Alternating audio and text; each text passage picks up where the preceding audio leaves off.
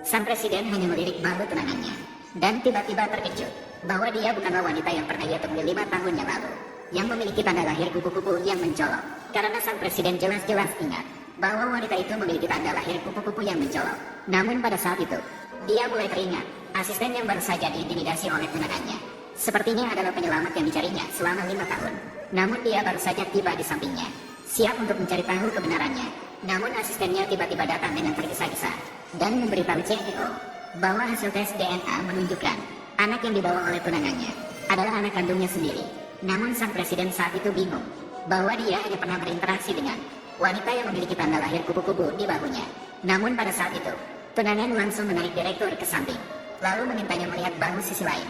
Dan pada saat itu, direktur akhirnya percaya bahwa orang itu pasti penyelamat yang dicarinya. Namun saat wanita licik itu berpikir, kali ini dia akhirnya bisa tenang.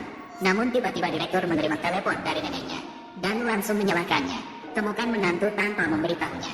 Tidak memberitahunya sama sekali, hanya keesokan harinya, untuk menguji karakter menantunya. Nenek direktur sengaja berpakaian seperti petugas kebersihan. Dia hanya tidak sengaja menyenggol menantunya. Akibatnya, orang itu mulai memarahinya tanpa henti, dan bahkan menganggapnya sebagai penipu. Langsung melemparkannya ke pintu.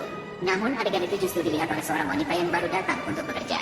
Dan dia tidak hanya membantu orang itu duduk, bahkan anak lelakinya juga dengan penuh perhatian merawat luka di tangan nenek itu. Hanya melihat anak kecil di depannya, nenek tiba-tiba merasa orang itu sangat mirip dengan penampilan CEO waktu kecil. Maka dia memanfaatkan kesempatan saat wanita itu menerima telepon. Diam-diam mencabut sehelai rambut anak kecil itu, bersiap untuk melakukan tes DNA. Namun sebelum hasilnya keluar, malam itu wanita menerima telepon dari CEO.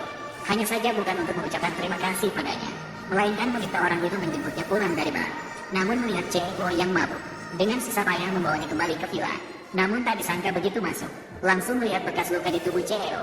Namun saat itu dia baru menyadari dengan ketakutan bahwa orang itu adalah ayah kandung anaknya. Namun dia tidak hanya tidak memilih untuk mengakui hubungan dengan orang itu, malah dengan sedih meninggalkan villa. Putra Zhanglan juga merupakan putra Fu Yunya. Tidur dengan 2 wanita pada saat yang sama. Kamu benar-benar pria sampah. Tidak boleh biarkan Dabao tahu dia memiliki ayah yang seperti itu. Sepertinya ke depan tidak bisa bawa Dabao ke kantor lagi.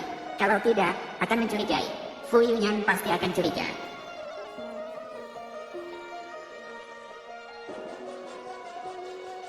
Fu, kemarin di depan pintu perusahaan, menyelamatkan wanita tua itu, ditemukan sesuatu.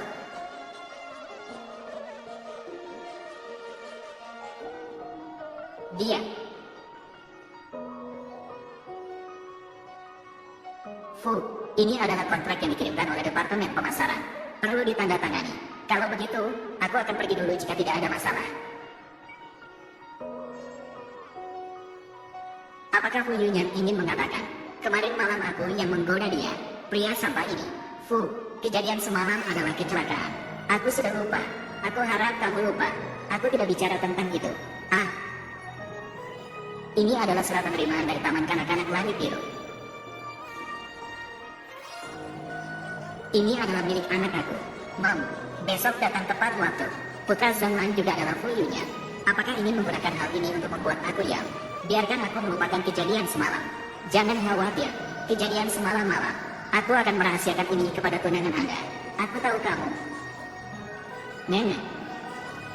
Kemarin kamu di depan kantor, menyelamatkan seorang nenek. Dia adalah nenek aku. Oh, jadi begitu. Aku pikir kamu memberikannya kepada aku.